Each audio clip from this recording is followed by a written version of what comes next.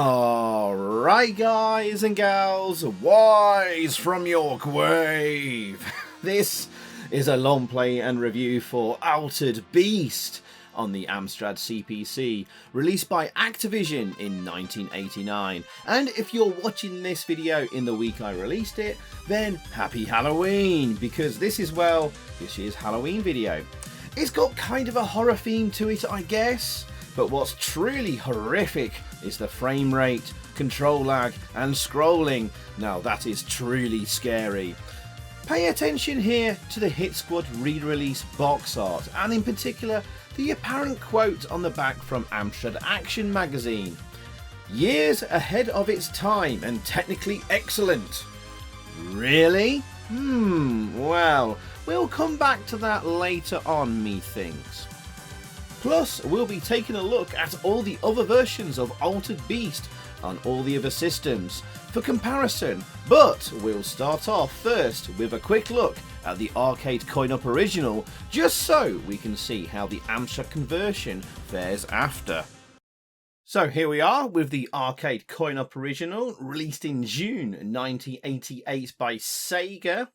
The setting is, of course, ancient Greece, as you can see here on the rolling track sequence. And you've been told to rise from your grave by Zeus to rescue his daughter Athena from Neff, ruler of the underworld. And the game is, of course, famous for your character transforming mid-game into different characters or beasts, such as the wolf or werewolf on the first level. One would assume the designer might have been inspired by Michael Jackson's Thriller, perhaps. Very timely for Halloween this year. And there we go. We're going to put a credit in and start the game up. Are you ready for the famous intro? Rise from your grave. There you go. There's Zeus. And you're a resurrected Roman centurion, I believe? I think. Oh yes, kick the or punch the two-headed wolves, and it will reveal a spirit ball. Collect 3 of them, and you will transform into your beast for that level. And if you collect, if you have transforms by the time Neff appears, he will immediately transform into the boss for that level. And if you did that early enough in the level, then you get to the boss straight away. If he appears and you haven't transformed, then you will bagger off, and you'll have to carry on until you collect the 3 spirit balls and turn into the wolf, or that beast for that level. So if you can do it quick enough, you can finish the level really, really quickly. And there's only 5 stages in the game, so it's actually quite a short game, and you can complete Altered Beast in under, I think, 13 or 14 minutes, so it's quite a short game. There you go, we're already at the boss for this level. So it's quite short, really. And I feel there was more time spent on the setting, design and visuals than there was perhaps on the gameplay. You see, this was designer Makoto Uchida's first big game before going on to work on Golden Axe, and then quite a long career at Sega. He had the artist spend the first month just on the transition scenes. Most of the initial time was spent on the design, graphics and art, and it kind of shows. Gameplay is rather limited. This is pretty bog standard beat 'em up there, with a small bit of platforming. You'll see more of it perhaps later on stage 3, where you can fall down pits and stuff. And the platform is a bit tacked on later on, and more of as an afterthought. There was unique features planned, like pressure-sensitive buttons Makoto wanted that were ditched. Probably for a good idea anyway. It didn't work for Street Fighter 1. And so Altered Beast lost half of its attacks. There you go. We're just spinning on a little bit here, just show you the end of level 2 and the were-dragon.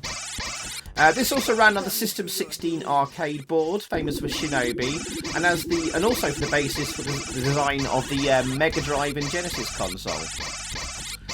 And as for its success, it's hard to know how well it sold in arcades, but it appeared to fare better outside of Japan, certainly in the US. And culturally, it's very well known, of course, Altered Beast. Helped in no small part by being the original packing title for the Sega Genesis and Mega Drive before Sonic the Hedgehog came along. That's in the US, the packing title, of course. Anyway. On to, at last, the Amstrad Longplay version of the game. There's the box art just one more time, all laid out there. And let's get this up and running. So, yes. Activision got the rights for the home computer version of the game in Europe and set about bringing it to the Amstrad Spectrum, Commodore 64, Atari ST and Amiga. I don't know if they did the PC version as well. We shall be looking at all those versions in a short bit of time. A nice loading screen there and title screen. Not animated, unlike the Speccy and Commodore 64 ones, which had moving eyeballs and stuff like that on the Beast graphics. The Amstrad one here is static, but at least we get a few screens on the title screen here. And we get told to turn the disc over. But nice pictures there from Mac. Let's go over the credits there. I'll tell you who Mac is in just a second. So, coding was by The Soft Option. The Soft Option. The only other game I could find credits for was an officially licensed game version of Roald Dahl's Charlie and the Chocolate Factory. From about 1985. Quite a rare and obscure game for the Amstrad and ZX Spectrum by Hill McGibbon.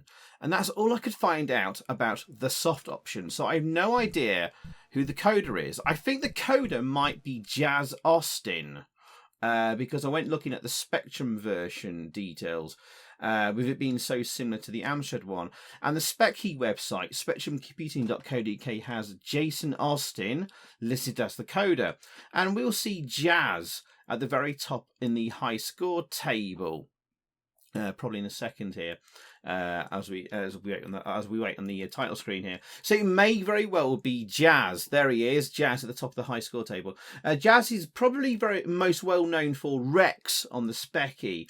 But I don't think he did any other Amstrad games before doing this conversion of Altered Beast. And I guess it shows. I command you to rise from your grave and rescue my daughter. And here we go. Well, at least we get the lightning and the gravestone explosion there. As we rather roughly rise from our grave. And oh dear. Wow.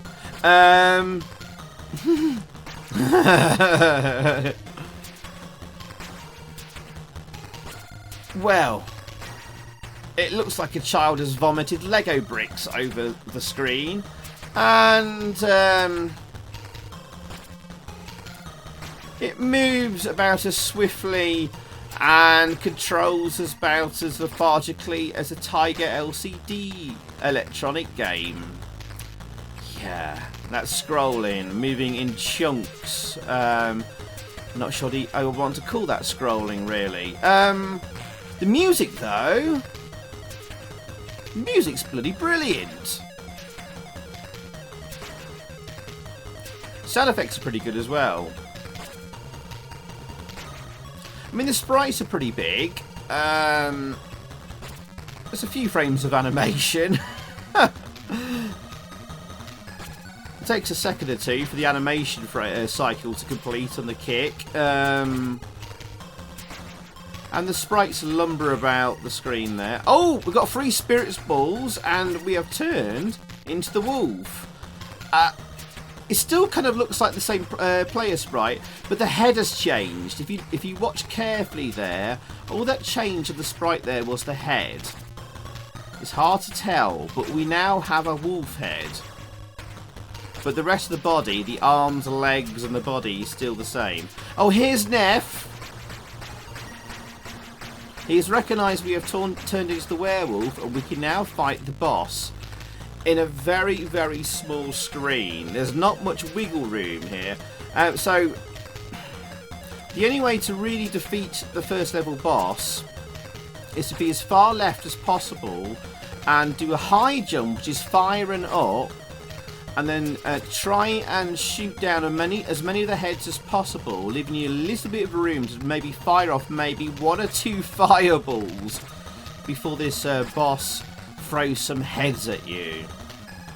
Just give you a bit of space to wiggle in between maybe 1 or 2 of the heads that's been thrown at you. Bloody hell. Yikes. We were talking about the coders of the game. Yeah, so Jazz Austin, this may well be his only Amstrad game, if it was indeed Jazz who converted this.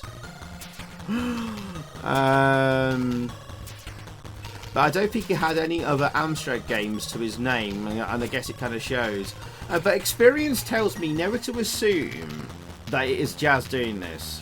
We often find out, despite all the signs pointing towards someone, it can end up being someone else completely different.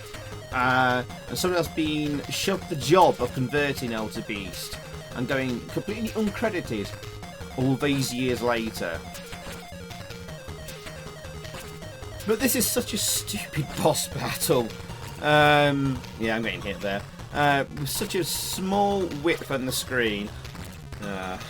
But at least we do have the attacks from the arcade version, the flying across the screen and the fireball. And finally, we defeat the boss there. A nice explosion effect there. We get the end of level thing with Neff's head, giant head, floating head appearing. He sucks out the 3 spirit balls. We lose our werewolf powers. Neff disappears. And we follow him into the underworld. End of the level. So at least it's faithful to the arcade. I have to give Altered Beast credit for that. Oh, and we get a new tune. Again, we have to respect the musician here. The music, which is excellent. And perhaps the only real highlight, apart from the faithfulness to the arcade original, the music here was done by Paul Hilly. He also did tunes for Galaxy Force on the Amstrad, Ninja Spirit, Dragon Breed, and more. I think he's the only real star of the show here. So well done, Paul Hilly. Well done indeed. As for graphics, the graphics were credited to Mac Computer Graphics, which I believe is Mark A. Jones, and you will find his work in games like Afterburner, Rampage, R-Type, Super Sprint, and more. And they look really nice. He's done graphics for lots of other Altered Beast conversions to other home computers, and I mean, I'm going to be a little bit harsh on him here. They don't look great. They look okay in places in Altered Beast, but sorry, Mark. Look a bit rough otherwise. But looks like he had a tough job doing multiple systems, probably in a short time frame, and he likely had to quickly convert his work, and the Amstrad probably had the arse end of the deal. But hey, this sprite looks quite good as we turn into the were-dragon. Oh look, here comes Neff, and here's an interesting bug and glitch. Now, Neff should have detected I've turned into the were-dragon and spawned the end of level boss. But he doesn't, and he buggers off. And we end up in a perpetual loop for bloody ages on this level, for some weird reason. So I'm going to use this opportunity whilst this second level goes on for bloody ages to let's talk about the other versions of the game. And for this part, we'll just do the 8-bit ones, and then we'll do the 16-bit ones later on, because I won't have time to fit in all the bloody versions of Altered Beast. So we'll start with the ZX Spectrum version. And ooh, check out the presentation here on the title screen. So a little bit of animation on the eyes and stuff. Well, the Amstrad version is basically a bad port of the Specky one here, clearly. It's pretty much the same. With all the same issues, but of a wider, the Specky version has a wider screen and is much faster and has arguably uglier graphics, maybe? I don't know, beauty's in the eye of the beholder. However, It has far better presentation on the title screen, as we saw, and even puts in small intermission screens the arcade had at the end of the level. But that's it, really. It's still a bit crap, but it's pretty much, well, it's still far better than the Amstrad one, I would say. And maybe more fun to play. Moving on to the Commodore 64. And it has a really nice intro, like the Specky version, with some cool music. But savour that, because when you get in game, it's definitely silent apart from a few spot sound effects, which is weird for a Commodore 64 game with its SID chip on hand begging to be used. Graphically, some of the sprites and backgrounds look a bit similar in places to the Amstrad, and you could argue this looks better. It does play smoother than both the Specky and CPC, but it's still complete arse. When you transform into the werewolf on the first level, he's completely missing his fireball attack. Neff just buggered off again there. Making the boss battle completely stupid. So you just have to use your flying attack. So yes, this is still completely rubbish, despite being arguably the gameplay probably being slightly better than the Specky. Alright, moving on. The MSX. The MSX manages to have the little intro sequence like the Specky version, which it blatantly is a port of. And it also manages to just about hold on to the speed and playability, but yeah, it's still a touch slower, as expected, being a Specky port. But it's still okay. It's got new music, which is alright, but it's still the same tune for all levels, I believe. But I'd stick with the Specky version. Moving on to the Sega Master System. I don't know how to describe the SMS version. It's overall not good. To be honest, it's pretty bad. It's at times it feels like okay, not too bad, then something really crap happens, like you realise they've been really lazy, like they couldn't be bothered with doing the Alter Beast logo on the title screen and went with the basic font. Sprites don't move around smoothly and it's all a bit janky and meh. Best avoided and surprisingly weak given it's a big Sega game. On to the NES. A Japanese only release, bizarrely, and called Juoki. It's very NESified, if you know what I mean, and probably for the better, because it kind of plays okay, and was reasonably fun for the 10 or so minutes I played it for the footage. And it kind of reminded me of the Friday the 13th game in the side-on segment. Level 2 is completely new, with a different transformation. God bless Nintendo and their NES games just going off and doing their own damn thing every time with their ports. It's okay, might have done alright with a Western release. Next up, we have the PC Engine, or TurboGrafx. Another decent port of the game, and you can always generally rely on the good old PC Engine, it seems. Probably just behind the Mega Drive Genesis version here, probably in like second place overall. Graphically, it's nowhere near as good as the Mega Drive, and the scrolling is a teeny bit juddery. But whilst the music is definitely 8-bit sounding here, I actually kind of prefer it to the Mega Drive soundtrack because it's just a bit more full sounding and dramatic. I always thought the Mega Drive soundtrack was just a bit too tinny and weedy and could have done a lot better overall. But yeah, the PC Engine version is pretty good, quite like it. But also, there's a PC Engine CD version. And I was expecting a much more enhanced experience. Alas, all we get is a story option on the menu, which is just a glorified slideshow with a Japanese narration retelling events prior to our hero being resurrected. And that's it. The game is identical to the normal one, although I encountered some juddering and glitches I didn't on the normal game. I don't know if it was just bad luck. And it completely failed for me on level 2 and refused to continue. Just completely glitched out. How weird. And there you go. That's the, I'll say just like the 8-bit versions. We'll look at the 16-bit versions later on in the video. And we'll turn back here. And yes, wait for Neff to appear. I think he's about to appear. Hopefully, you'll recognise we are the Were-Draken. Finally! Finally! Talk about glitches in game. And on the second level. And here's the eyeball monster, whatever the frick it's called. And I find if you just like position yourself here, exactly where I am, and just fire off your electricity bolts. Fire and right. Just hold down the fire button. Just hold it down and push right.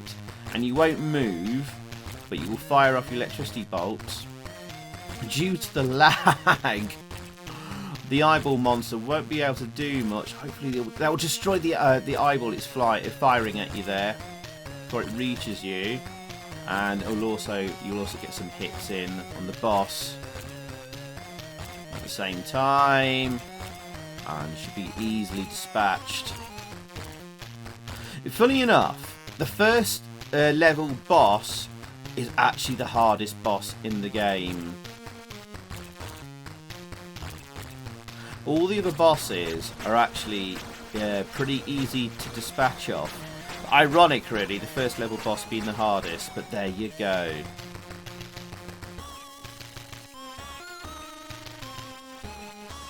Here comes the floating head of Neff.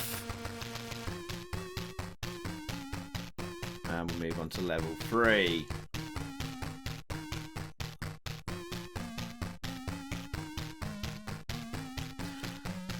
Alright, well there you go. Alright.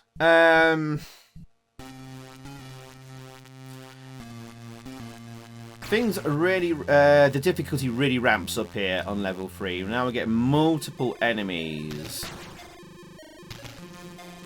And I started taking quite a few hits here and actually lose my first life. So if you're hoping for me to do a deathless run here, yeah, forget it.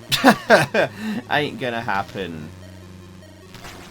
And I had to sort of really plan out my positioning and where I'm going to stand and where I'm going to allow myself to take some hits and stuff like that to try and get through Altered Beast with the least amount of damage. And how can I get the two-headed wolves and the spirit balls, all 3 of them, as quickly as possible to try and beat the level as quick as possible? Because yeah, the enemies can really overwhelm you as quick on certainly from this level onwards, stage 3. Yeah, they can really like I'd start really filling up the screen really quickly. As you can see here, I'm pulling left as far as I can to try and stop the enemies spawning. See, there was only 2 spirit balls possible here before Neff appears, which is a bit annoying. Yeah, don't let yourself go too far forward to the right. I'm doing that there just to get rid of that guy. Oh, did you see that little creature there? That's the first appearance. Oh, there's another one. You see them in Golden Axe. They're much bigger and you can ride on them. Golden Axe was the next game from oh, what's his name? Makoto Uchida, the designer of Altered Beast. He went on to make Golden Axe next. So I planned out my next moves here to try and get the next spirit ball from the two-headed wolf, or whatever it is. And there you go. We're now a bear! A cuddly bear with bad breath! Look at his fuzzy face in the bottom left corner. Yeah, that rolling attack is a bit rubbish. You often take damage from that rolling attack because the collision detection is pretty bad as well. I haven't even mentioned the collision detection being pretty rubbish on this game. You're better off standing on that platform there as far right as you can on it. Maybe jumping just in case. And we get a very easy boss here to fight as well.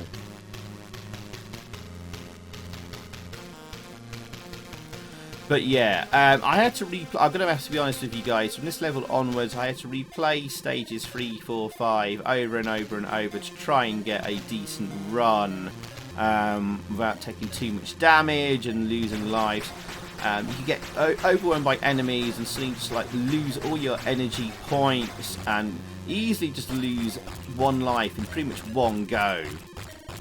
One of the easiest bosses there. Just like go. Duck down or go down on all 4 paws there and just fire them right to use your bear breath.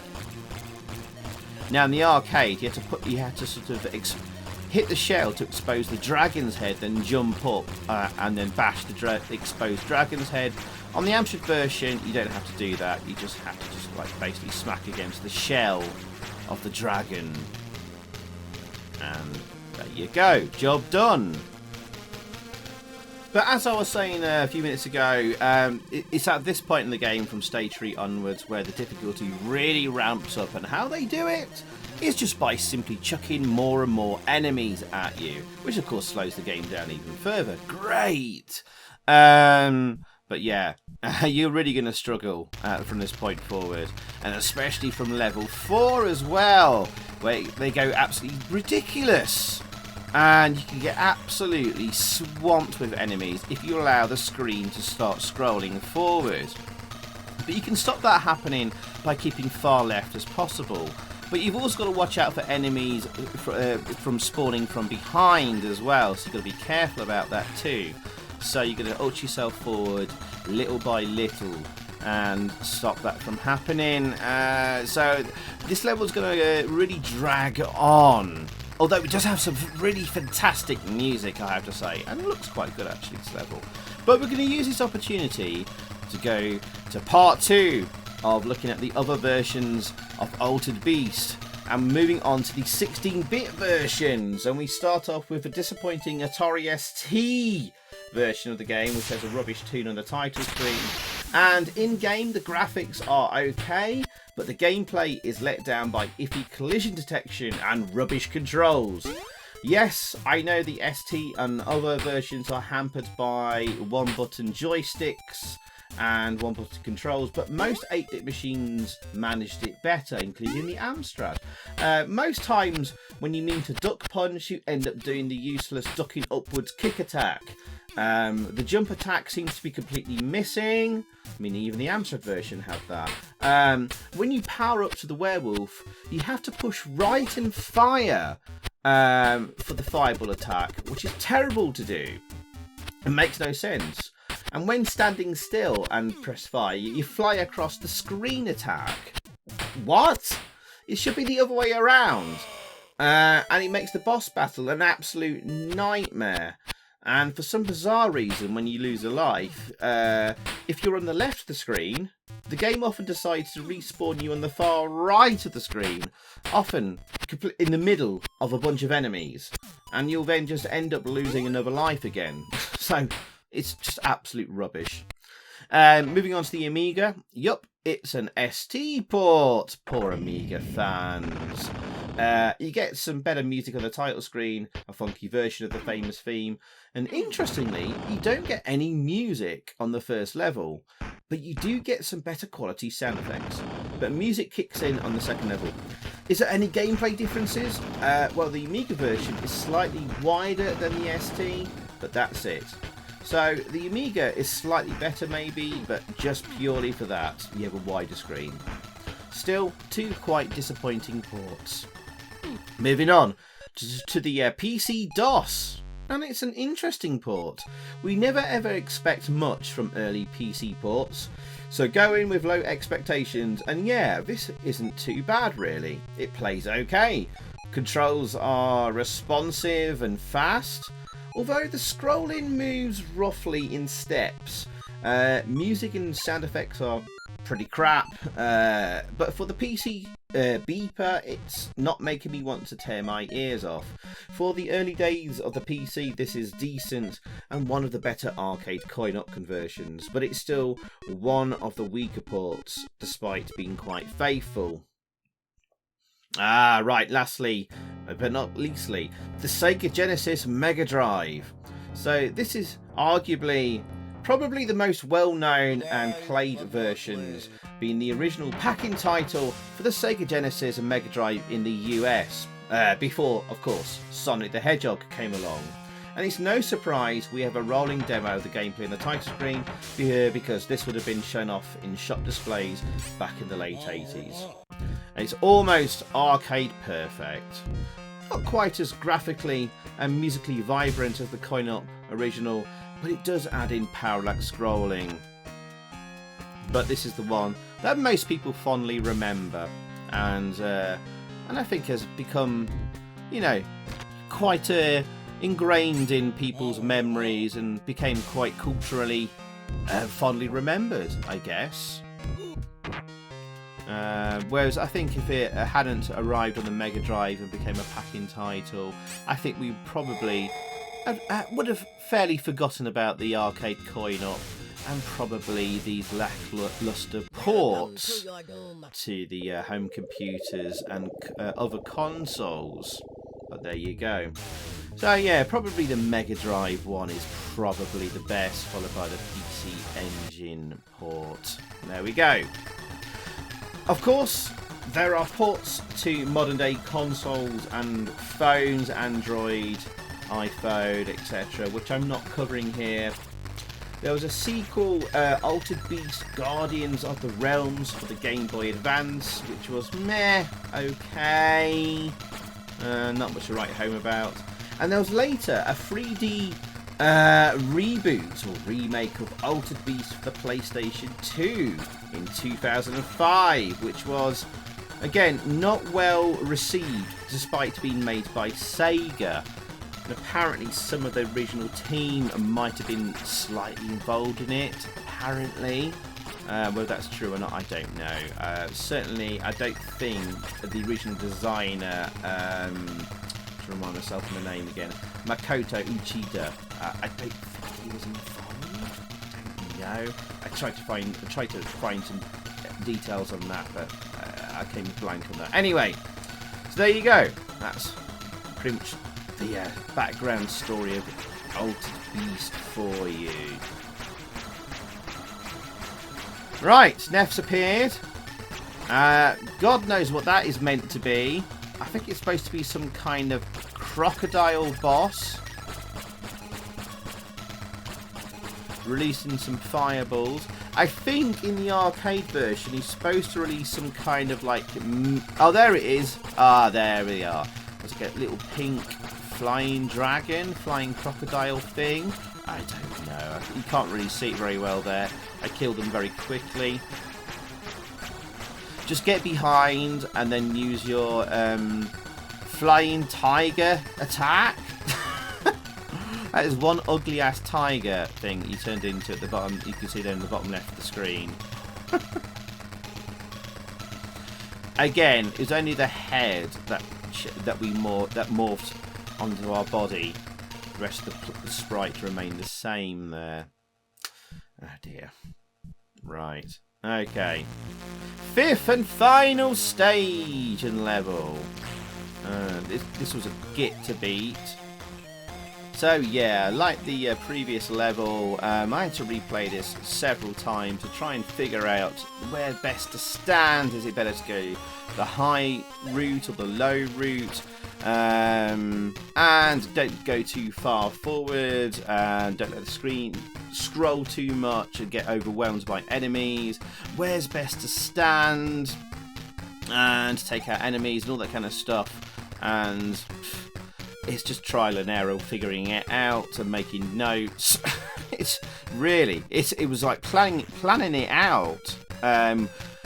It was really as in depth as that. Yes. On this and these guys, they've got these tough enemies here, and the best thing to do is like go to the high part of the screen and take them out as they jump, like so, because they take several hits to kill, and they can really drain your energy.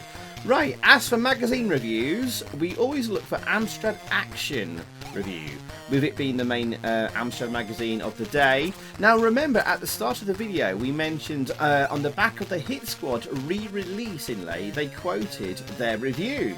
Well, the review in question was in the January 1990 issue 52 of Amstrad Action, and whilst they praised the excellent soundtrack and weirdly praised the graphics too, they bemoaned the lack of animation and of course the jerky movement, the scrolling moving in leaps and the pitiful update rate, concluding that it's a flawed but valiant effort.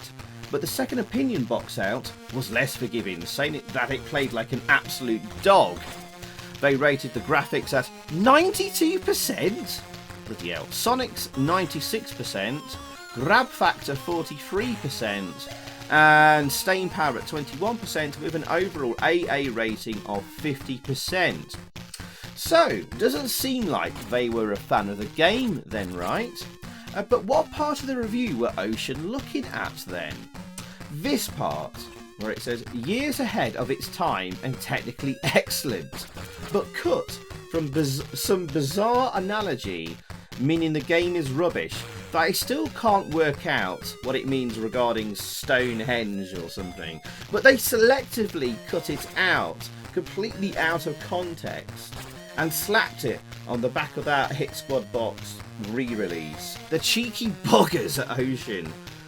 So, Amstrad Action were far less forgiving in their December 1991 issue 75 review of the Hit Squad re-release, and quite rightly savaged it when they saw Ocean had selectively taken a chunk out of their original review, making it sound like they loved the game when they clearly didn't, and made it very clear they hated the game, rating it a stinging 14%, setting things right there.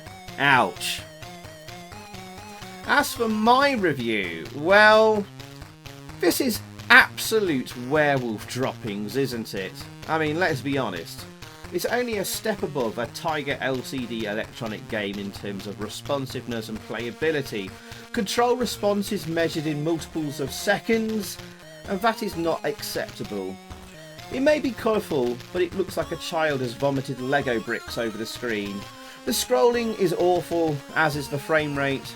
The only redeeming features are that it is faithful to the arcade, and the truly excellent music and decent sound effects are good, you know, which kept it out of my worst ever Amstrad games video, for those of you wondering why and asked in the comments on that.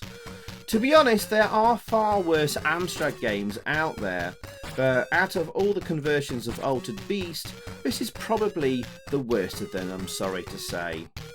It's got the thinnest screen, the least presentation, but worst of all, plays and responds the slowest of all the conversions.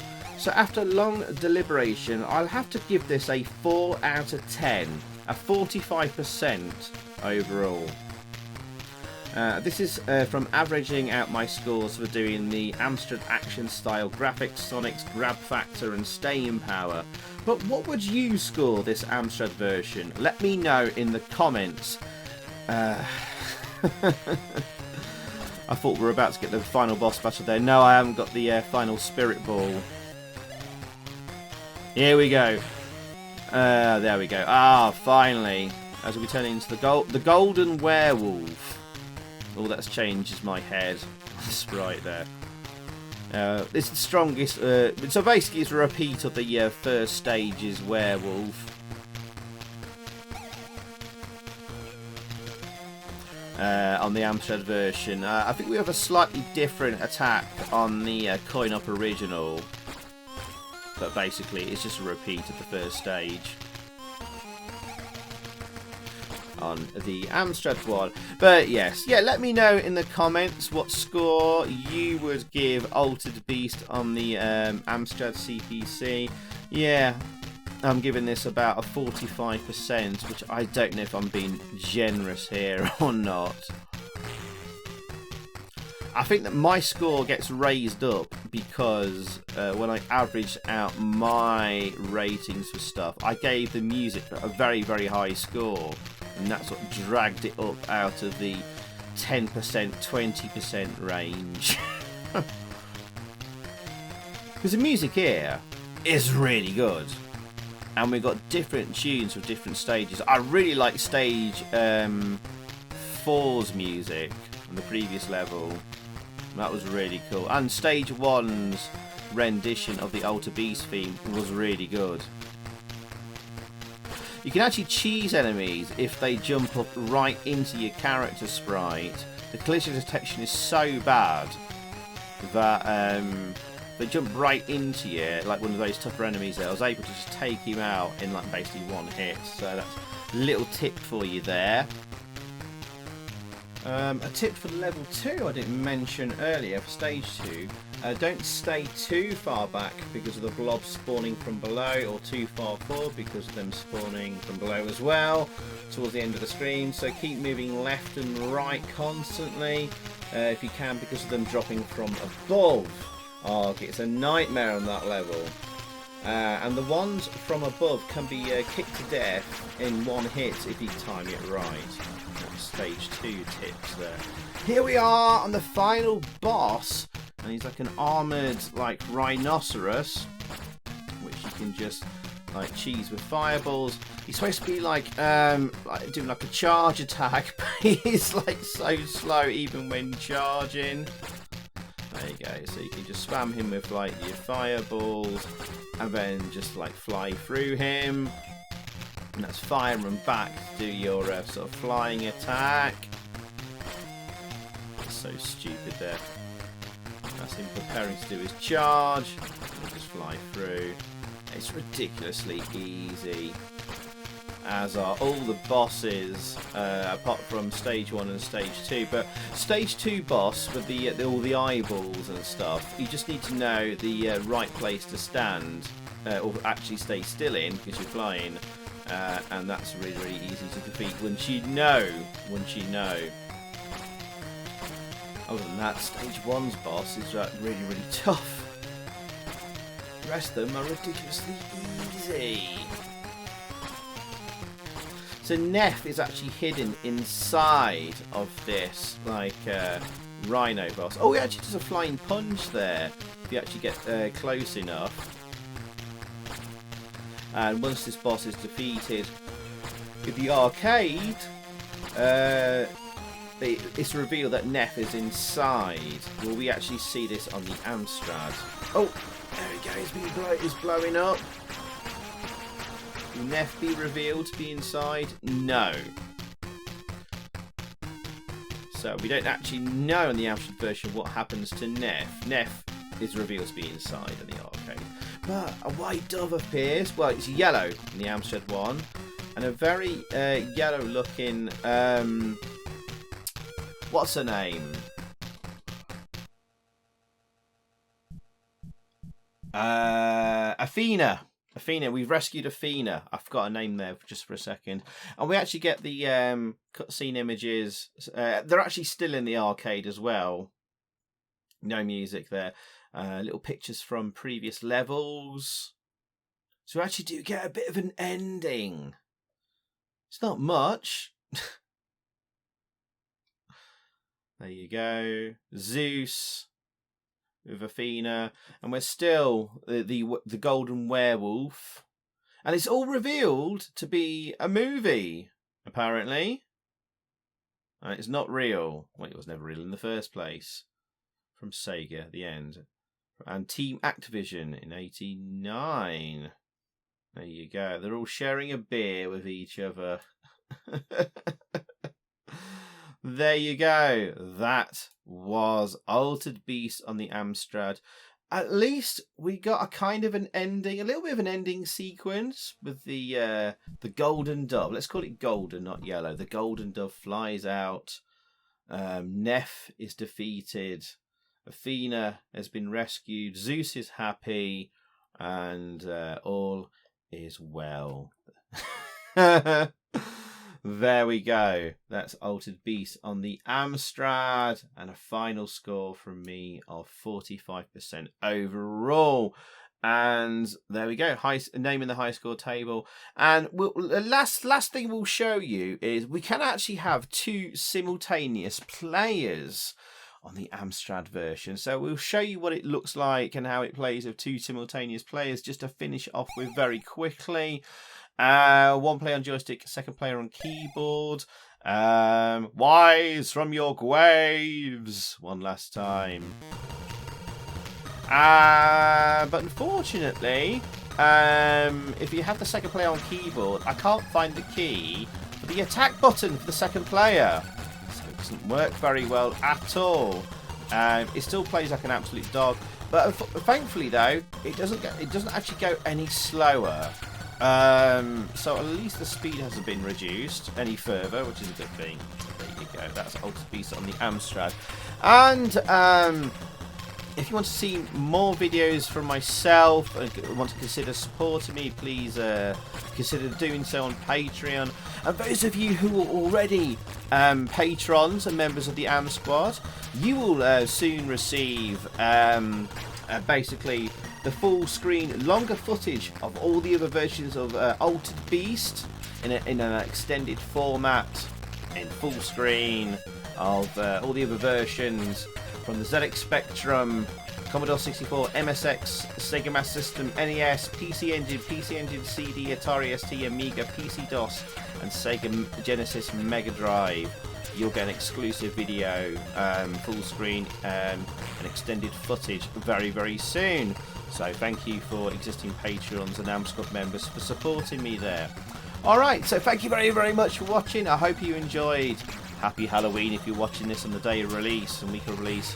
And I will see you all again very soon. And goodbye. Bye. Bye. So thanks for watching, guys. I hope you enjoyed that. If you did, please click a like below, leave a comment, and also subscribe if you haven't already. And over that way, there's another video for you to check out. Zypho, out.